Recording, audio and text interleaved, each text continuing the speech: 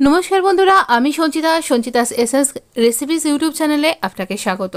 আজকে আমরা সজনে ডাঁটার তরকারি করব। সজনে ডাঁটার তরকারি এই গরমের দিনে খাওয়া খুব ভালো, স্বাস্থ্যকর এবং শরীরকে খুব ঠান্ডা রাখতেও সাহায্য করবে আর মুখে রুচি ফেরাতে সাহায্য করবে।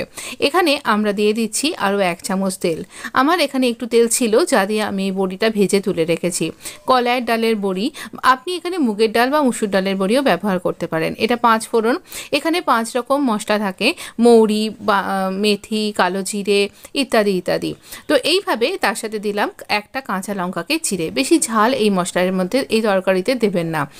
ঝাল বেশি খেলে গরমের দিনে অন্য রকমের সমস্যা হয়। আমি এখানে আলুগুলোকে এরকম লম্বা লম্বা করে কাট করে নিয়েছি আর একটু পাতলা পাতলা করে, যাতে তাড়াতাড়ি আমার রান্নাটা হয়ে যায়। আলুগুলো কিন্তু আমি এখানে কাট করছি আর এখানে ছাড়ছি। তো এইভাবে আমরা কেটে নিয়েছি 3টে মিডিয়াম সাইজের আলু আমি এখানে দিলাম আর এই রকমই লম্বা লম্বা করে কাট করে নিয়ে দিয়েছি। এবার আলুগুলোকে এখানে আমরা রান্নাটা করব মিডিয়াম টু হাই ফ্লেমে।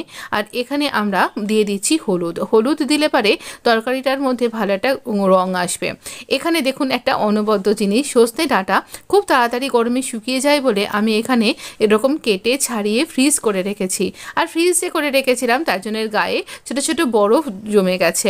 তো এইভাবে কিন্তু আপনি স্টোর করতে পারেন, টিস্যু পেপারে মুড়িয়ে ডিপ ফ্রিজে কিন্তু এটা অনায়াসে স্টোর করা যায়। মোটামুটি 1 থেকে 2 সপ্তাহ ভালোভাবে থাকে। তো এই ডাঁটাগুলো আমি দিয়ে দিলাম। এখানে ডাঁটাটা দিয়ে বেশি নাড়াচাড়া করার দরকার নেই। দিয়ে দিচ্ছি 2 চা চামচ মতন এখানে টমেটোর পেস্ট। শুধুই টমেটো রয়েছে, আর কিছু নেই এখানে। টমেটোটা পেস্ট করে রেখেছিলাম, সেটা দিয়ে দিলাম। দিচ্ছি স্বাদ অনুযায়ী নুন। একটু মাখো মাখো তরকারি হবে, তাতে আপনি যেমনটা নুন দেন সেই রকম পরিমাণ নুন দিন। আর এবারে আমরা এখানে হলুদ তো আগেই দিয়ে দিয়েছিলাম। এবার স্বাদের একটা ব্যালেন্স ক্রিয়েট করবার জন্য দিয়ে দিচ্ছি আমরা এখানে একটু চিনি। একটু হাফ চামচ মতন চিনি দিলে সমস্ত কিছুর সাথে স্বাদের একটা ব্যালেন্স ক্রিয়েট হয়ে যাবে। আর ডাঁটাকে এখানে খুব লাল লাল করে ভাজার দরকার নেই। আর এই দেখুন হলুদ সর্ষে 2 চামচ একটা লঙ্কার সাথে আমরা পেস্ট করে নিয়েছি। নিয়ে এই পেস্টটা এরকম ঘন ঘনভাবেই দেব, খুব একটা ঝোল এখানে হবে না। আলুটা সেদ্ধ করার মতন আমরা এখানে জল ব্যবহার করছি। এবার আর কি এই আলুটা আমরা এখানে জলটা দিয়ে দিলাম। আলু যতক্ষণ না পর্যন্ত সেদ্ধ হচ্ছে ততক্ষণ রান্নাটা তৈরি করব। এখানে বড়িগুলোও দিয়ে দেবো যাতে বড়ির মধ্যে পুরো ঝোলটা অ্যাবজর্ব করতে পারে। দেখুন বেশ ফুটতে শুরু করে দিয়েছে, এটা বেশ টকবক করেই ফুটবে। এখানে আপনি চাপা দিয়ে দিতে পারেন। আমি আরও একটু জল অ্যাড করলাম কারণ বড়িতে কিছুটা জল টেনে নেবে। দেখুন আমার কিন্তু রান্নাটা মোটামুটি হয়ে এসছে। এখানে ওপর থেকে আলাদা করে তেল ছড়িয়ে দেবেন না, তাহলে অনেক বেশি রিচ হয়ে যায়। এই রান্নাটা এরকমই খেতে খুব ভালো লাগে, একটু মাখো মাখো ঝোল ঝোল থাকবে। তবে এর থেকেও ঝোল আপনি করতে পারেন। আমি এই রকম পরিমাণ ঝোল করেছি, দেখতেই পাচ্ছেন কড়াইতে কতটুকুনি রয়েছে।